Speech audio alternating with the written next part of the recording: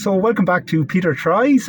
Peter Bracken here. So I'm inside a Polestar 2 electric car with Aoife O'Grady, who is the head of the Zero Emissions Vehicle Ireland. Yes, I got it. Department of Transport. We're here in the RDS at the Irish EV Summit, and as well as being the head of that organisation, Aoife is secretary? Honorary secretary of Terenure College Rugby Club in Dublin. Secretary of a rugby club. Are you a glutton for punishment? I am. I need to give up my day job so I can actually do the secretary job properly. This is year 2. And I'm getting into it. But one of the challenges was I was kind of asked, Aoife, would you be our first female officer? No. You can't say no when that's the question that's asked. So thanks to the presidents, Paul Murphy, who brought me on board in the first place, and Marty Doyle, who asked me to be secretary then a couple of years ago. And it's an offer you can't say no to. Oh, that's brilliant. Oh, they framed it well. They did. They knew my soft point. Yeah. So well done. That's just fantastic. That's progress. Yeah. No, progress. It is. And Terenure, I mean, we're like, it's building, like our men's teams are fantastic. Yeah. We have six adult men's teams, including our 20s. And our firsts are obviously doing fantastically well at the moment. And then we have a great mini section. One of the reasons I'm there is I have 2 girls. I have a 12-year-old and a 9-year-old who's going to be 10 soon, and they have both played rugby since under 6s in the mixed minis. But more recently, we've set up girls rugby teams. We have a women's touch squad, and we're just trying to develop that pathway so that we will have a senior women's rugby team. But you have to be sure of your foundations. You have to build it up slowly, because the worst case scenario is you go quick, you get it, and then it falls away. So we have to make sure that we've a kind of a rolling group of girls coming on who can play rugby for Terenure in the future. Oh, look, it's brilliant. Like I was fortunate enough to coach the Ireland women's rugby team, 7-8 years ago, and we were quite successful. And, you were. we did well. We did well, to be fair.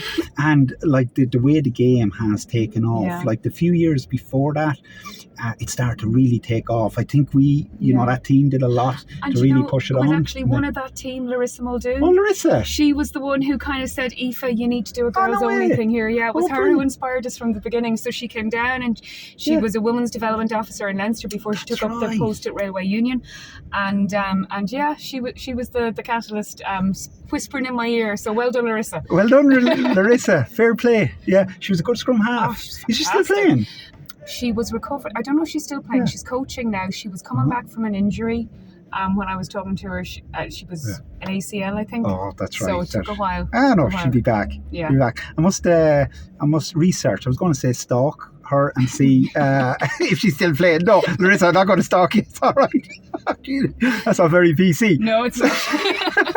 So the women's game has grown massively in Ireland, and people like yourselves in positions on committees and stuff like that. Like, that's just amazing.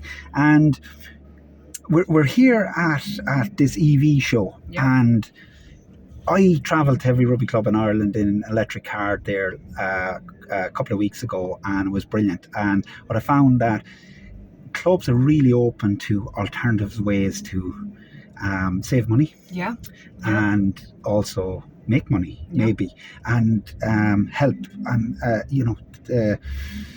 help the environment. And you've launched a grant scheme for EV destination chargers. Just about to. So you haven't officially done it. So we have the funding. We have the funding secured, and we've announced that we'll be doing it. And we're working with. So it's funding. It's from the Shared Island Fund. So it's north-south funding. Oh, brilliant. So what we're doing is. And at the moment, we're talking to all the national governing bodies, because we're going to roll it out through them. And we're just finalising the terms and conditions. What we want to make sure is that we have a scheme that works for, obviously we know what we want it to look like, but we have to make sure it works for the clubs. So we're through the NGBs, we're trying to just refine and tweak it and get that. And we hope to launch it this side of Christmas.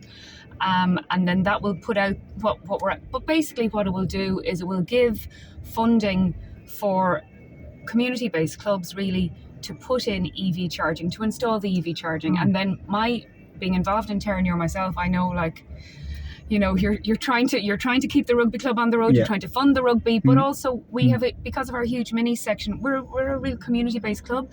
We're close to an urban centre. There's a lot of people who'd use our car park. So if we can put in EV charging there, it's better for our members. But maybe if we can enter into a commercial relationship with a charge point operator, it might just give the club not a huge source of income, but just a steady stream coming through there. And we're also meeting our own climate objectives. So hopefully it's something that'll be win-win all around. No, I'm very excited about it. You know, like there's something like 4,000 GA clubs, 4,000 sports clubs in Ireland. Over 2,000 of them are GA clubs. So and you know, you've rugby, athletics. They all have car parking space. An awful lot are in urban centres that would use. And even out in the countryside, you know, in smaller clubs, more and more people are driving electric cars. Away teams need to charge. Like I think there's an income stream there for clubs. I think so, and it's the perfect charging opportunity, because we need electric charging to be easy. And like 2 weeks ago, I drove my daughter down to a match last month it was actually. I drove her down to a match in Tullow. Now, if there'd been EV charging there, it would have been ideal. I was there for an hour and a half anyway. I wasn't going to go anywhere. So what you do, you drive. You're there for the time period. You plug in, and by the time you leave, you're done. So it's perfect. And you wouldn't have to be worried about charging on the way home. You'd have it done there. And it's not taking. The key thing there is it's not taking out any additional time, because you're going to be at the rugby club, whether it's for your kids' training, whether it's for your own training, whether it's for a match that you're going to watch. You're going to be there a minimum of an hour, which is the ideal time frame for charging. Brilliant. And if that energy going into your car from the charger is coming from maybe renewable sources solar like panels, solar and whatever, you know, a lot of clubs have on my tours. I found that they've about half of them have changed to LED lights at the moment, which reduces costs and it helps the environment. At the end of the day, you know, it'd be nice to be able to play rugby and GA and football and soccer in, you know, 100 years time. Without being flooded. By rising sea levels. Oh, that's brilliant. Thank you very much, Aoife. You're welcome, Thank you Peter. for your time. Thank you. And good luck with the rest of Peter tries. Thank you very much. A left-handed handshake. Drive on. Thank you.